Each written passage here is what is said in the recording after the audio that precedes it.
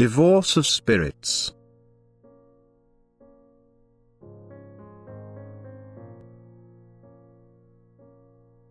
There will be a separation of spirits at the end of this earth and also before that, where it will become quite clear to whom people belong, to me or to my adversary.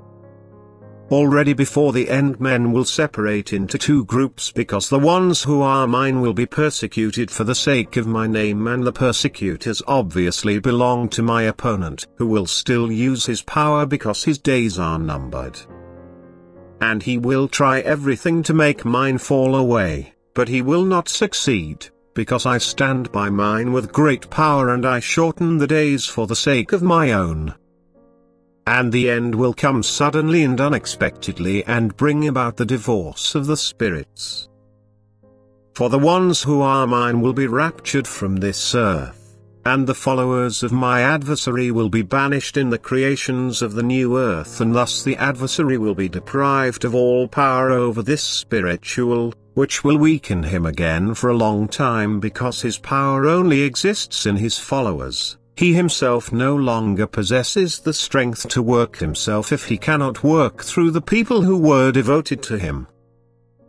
But these I wrest from the adversary for their own sake and bind them again in creations of any kind, so that they again begin their ascent, to be able to decide again once when they will have covered the course of development through the creations of the new earth, which will last endless times. This separation of the spirits must take place, there must again be a just order on earth. The souls must again be given the possibility to form themselves into free spiritual beings, and also the spiritual that has sunk again must be included in the process of development, otherwise it would eternally not come to perfection. And this separation always takes place at the end of an earth period, when men on earth completely forget their earth life purpose, when they lead a life completely without God, when they no longer recognize and believe in me. Their resistance against me cannot be broken by force, therefore they have to take the way again through the creations of the new earth, and this path is a path of torment. For the being has already been allowed to enjoy freedom in part and has again placed itself in fetters, for the human being's free will has striven for the depth, but it could just as well have chosen the height and the human being would then have reached his goal. And there is the great danger that also the small crowd of mine will be brought to the fall by those, which is why the separation of the spirits must be initiated. All spiritual will still have to decide before the end, and blessed are the beings who can count themselves among the ones who are mine, who believe in me and call upon me when they are in trouble. For these have established the bond with me, and they will also maintain it and remain loyal to me until the end, because I provide them with great strength.